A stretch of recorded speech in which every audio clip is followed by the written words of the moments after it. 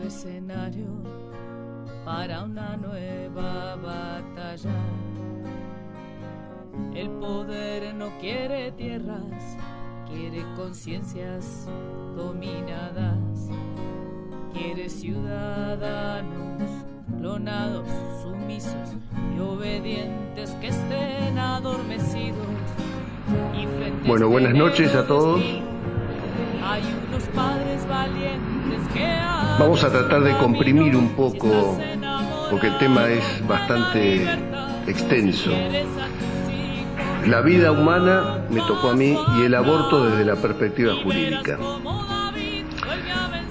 Antes de referirme a las leyes en particular que tocan este tema, yo quiero hacer, como hacemos los abogados a veces, una excepción de previo y especial pronunciamiento. La Constitución que tengo aquí en mi mano, Constitución Argentina, llamada Ley Fundamental, después vamos a ver lo que dice sobre el tema, podría decir otra cosa, podría aceptar el aborto, cosa que no lo hace. Pero como nosotros no somos positivistas, creemos que hay un derecho natural al cual se debe ajustar el derecho positivo, razón por la cual, si no se ajusta, habría un derecho injusto. Es decir, que toda mi exposición legal tiene esta premisa que hay que tener en cuenta. No es un tema de derecho positivo, sino es un tema de derecho natural. Ni siquiera, diría yo, puramente religioso, como tramposamente se quiere introducir en los debates, porque el derecho natural ya lo habían reconocido los griegos. Recuerden Antígona, recuerden lo que decía en esa obra, que se deben respetar primero las leyes de los dioses antes que las leyes de los hombres. De manera tal que el tema del derecho natural es precristiano y no hay acá un tema de debate eclesial como lo quieren hacer aparecer en los medios.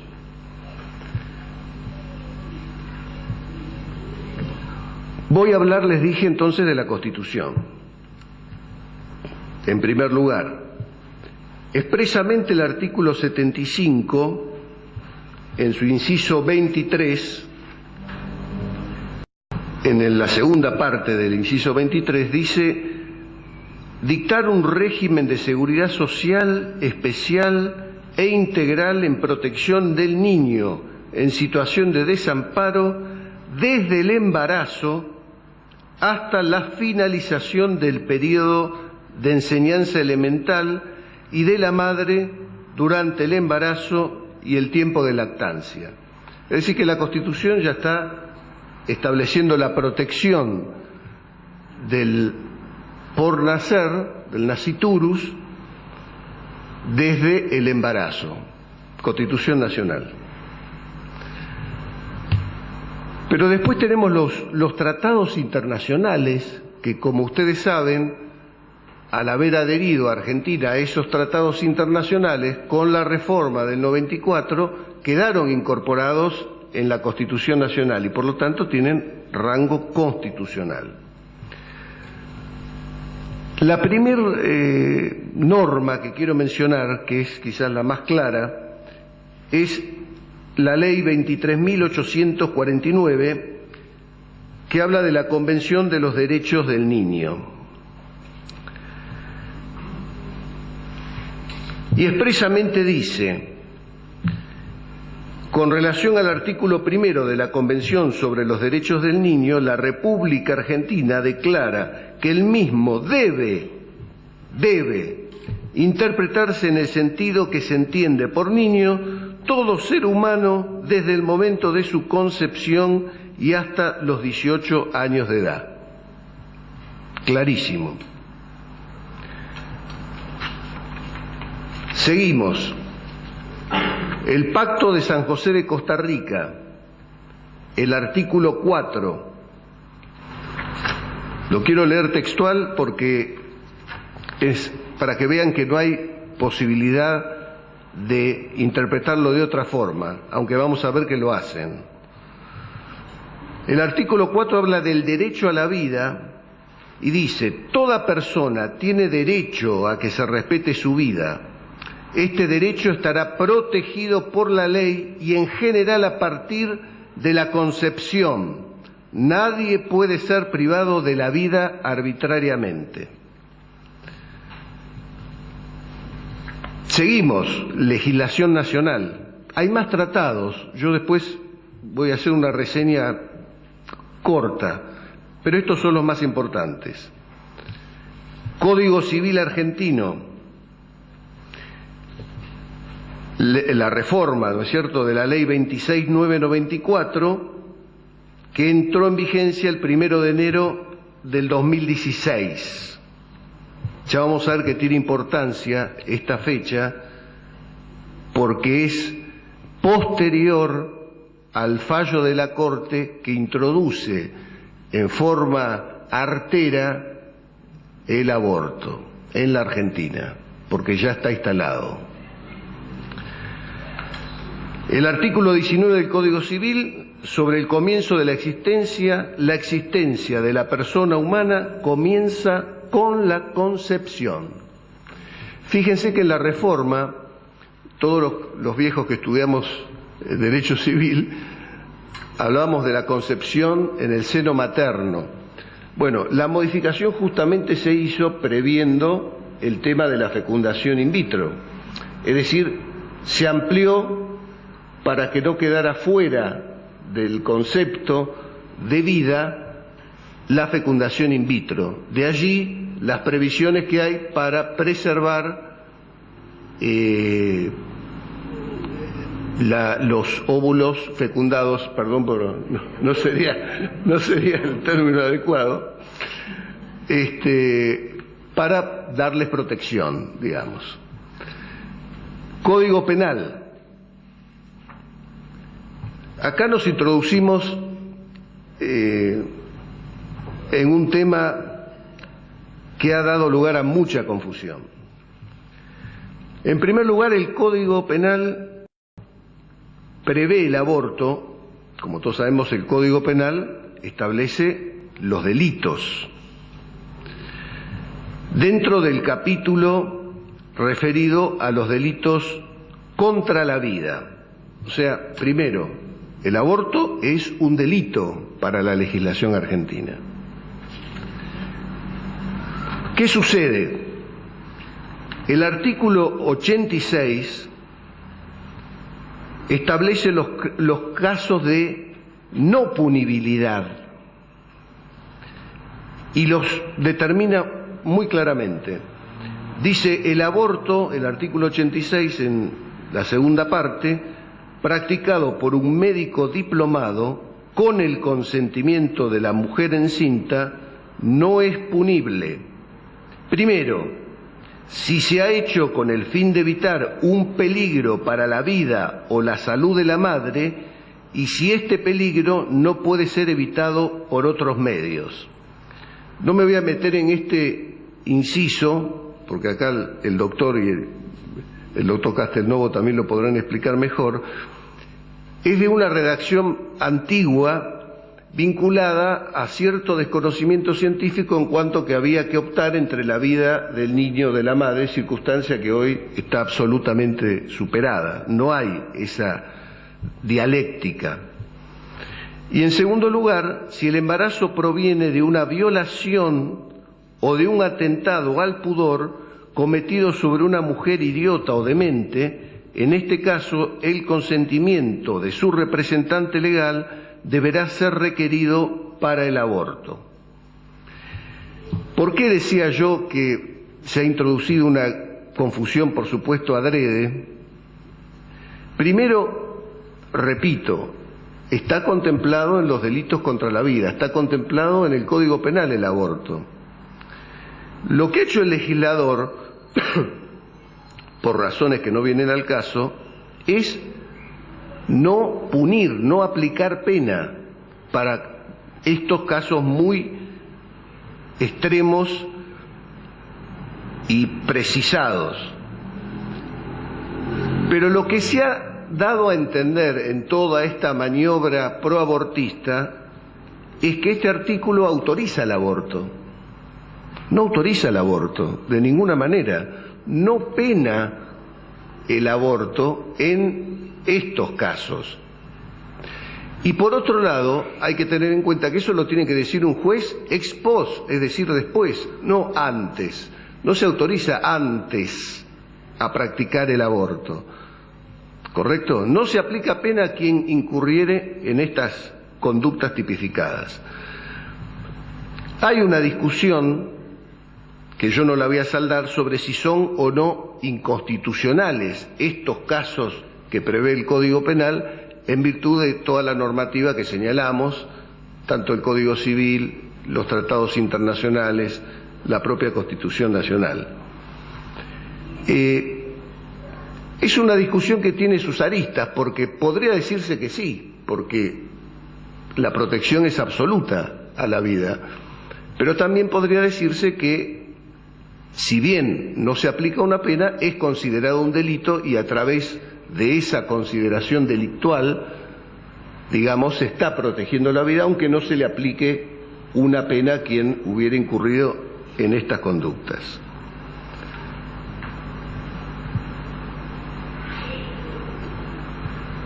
Bueno, hasta ahora creo que todo muy claro, pero como dice el refrán, echa la ley, echa la trampa.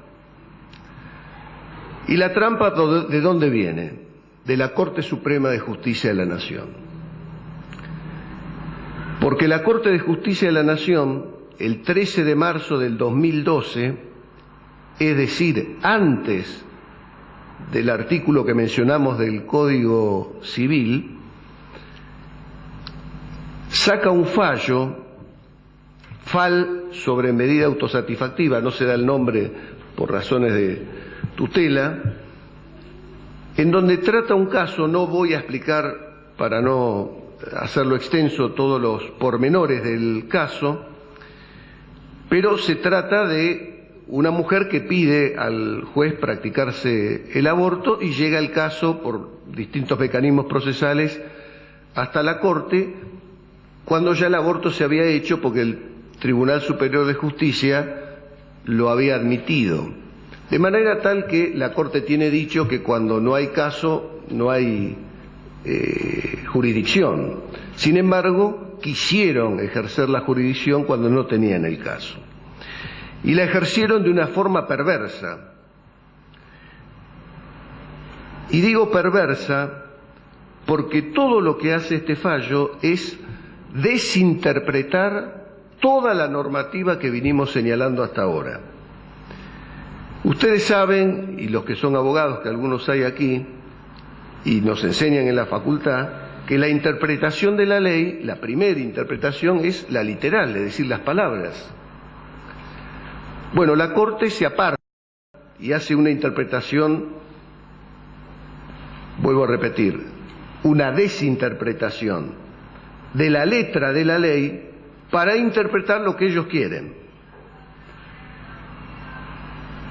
De manera tal que lo que yo quiero decir, para tranquilidad, es que las leyes están.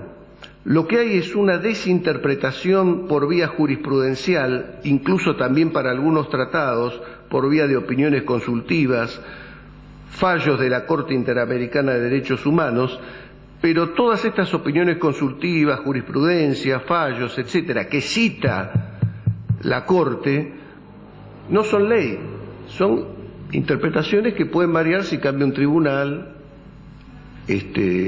o cambian los integrantes del organismo internacional.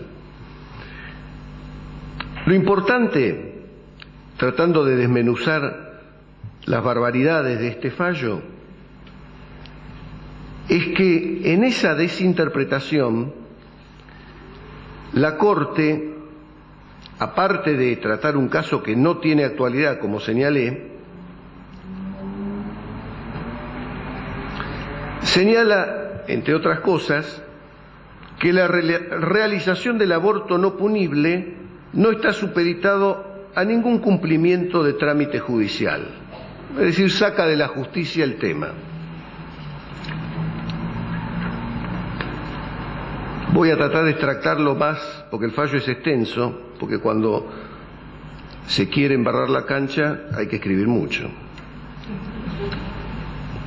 Bueno, extrayendo algunos párrafos, por ejemplo, y a cuento de lo que les decía de la interpretación antojadiza del artículo 86 del Código Penal, dice que el artículo 86 es el ejercicio de un derecho reconocido por el legislador, cuando es un delito.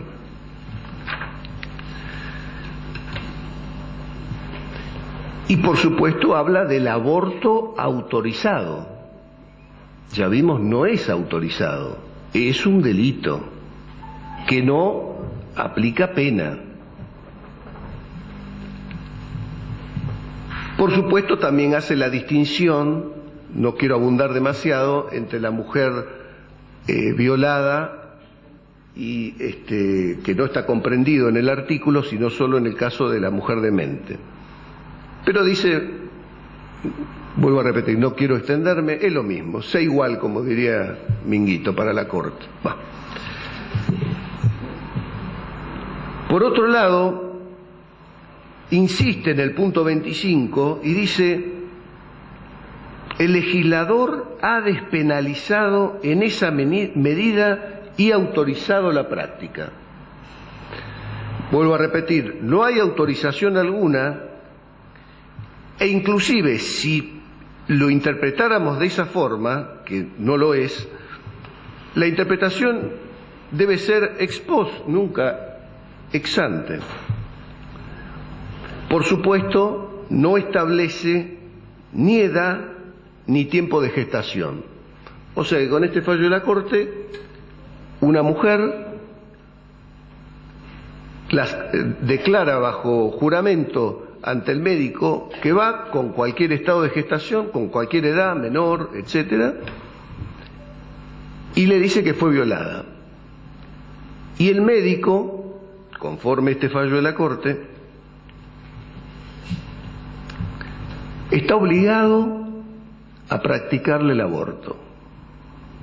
Hubo un caso en Río Negro donde un médico se negó, que ahí en Río Negro tienen un protocolo, y lo procesaron. La gestante tenía 8 meses. Procesaron al médico.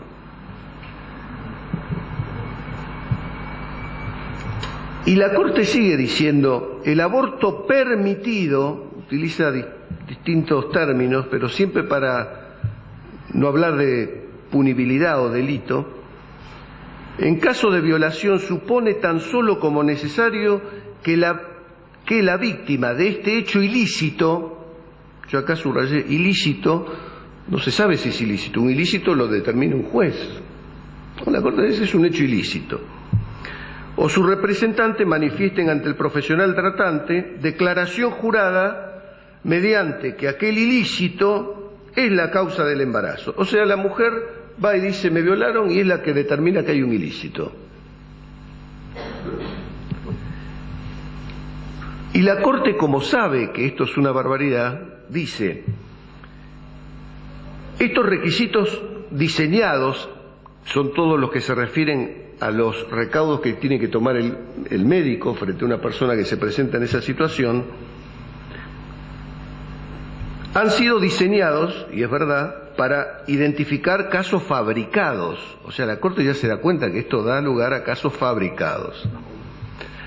Y en el punto 28 dice que si bien este tribunal advierte la posibilidad de configuración de casos fabricados, considera que el riesgo derivado del irregular obrar de determinados individuos, que a estas alturas solo aparece como hipotético y podría resultar eventualmente un ilícito penal, no puede ser nunca razón suficiente para imponer a las víctimas de delitos sexuales obstáculos que vulneren el goce efectivo de sus legítimos derechos o se constituyan en riesgo para su salud. Y en el punto 29 va más lejos. Dice, en razón de ello corresponde exhortar a las autoridades provinciales, nacionales, etcétera, a remover todas las barreras administrativas, judiciales, médicas, etcétera, para que no se judicialice el aborto y sea practicado de esta forma que la Corte nos propone.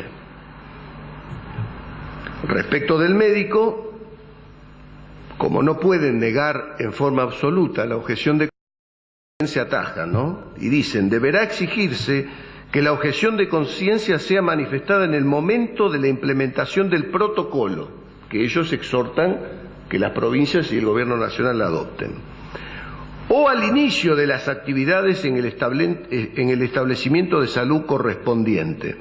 Es decir, que el médico que hace 30 años que está, que ni existía esto, estaría incurriendo en delito civil y penal, porque la Corte lo dice. Y por otra parte, un médico que recién se incorpora a una institución, ustedes saben, si viene y dice, no, porque yo vengo a hacer una objeción, ya lo ven, ¿no? Con mala cara, dice, este nos va a traer problemas. O sea que está todo pergeñado para coaccionar hasta a los médicos a practicar el aborto. Y además se introduce dentro del propio Poder Judicial, porque la Corte es un tribunal, que en todo caso puede revocar una sentencia en virtud de los recursos, pero hace una exhortación al Poder Judicial Nacional y a los poderes judiciales provinciales de la Ciudad Autónoma de Buenos Aires para que se abstengan de judicializar el acceso a los abortos, acá sí dice, no punibles, previstos legalmente. Un lenguaje, digamos, intencionadamente falso, y va utilizando palabras según los párrafos para confundir. Fíjense que yo me acordaba que hay una comisión de acceso a la justicia, ¿no? La Corte proclama el acceso a la justicia y la niega en este caso. Bueno, después hay otros votos, no vale la pena abundar, pero eso es lo esencial y no me quiero extender, pero creo que queda claro la parte jurídica. Por lo tanto, como conclusión podríamos decir que se trata de un debate falso, porque una eventual ley del aborto sería inconstitucional, porque atacaría, como dijimos, toda la normativa nacional y supranacional. Aunque por supuesto la Corte siempre puede desinterpretar, ¿no? Y diga que es constitucional, como han hecho este fallo. En cuanto al gobierno actual, porque estamos aquí porque el gobierno actual promueve el debate del aborto, si no, no estaríamos aquí. El gobierno dice lo mismo que la jerarquía del episcopado, diciendo que estamos a favor de la vida, pero no nos oponemos al debate. Esto supone legitimar el aborto si en el debate se aprueba. No te quejes si no te quejas antes, ¿no es cierto? Es una cosa elemental. Distinto es Monseñor Aguer, quien expresamente ha dicho que se trata de un gobierno sin principios de orden moral y natural. Por otra parte, acá Mario señaló al ministro de Ciencia, Barañao, el de Cultura, Abeluto, y el de Salud, Rubinstein, también se han expresado a favor del aborto. O sea que dentro del gobierno, que manda una ley para debatir, de la cual dice que no está de acuerdo, tiene los ministros de Ciencia, de Cultura y de Salud apoyándola. Nada más.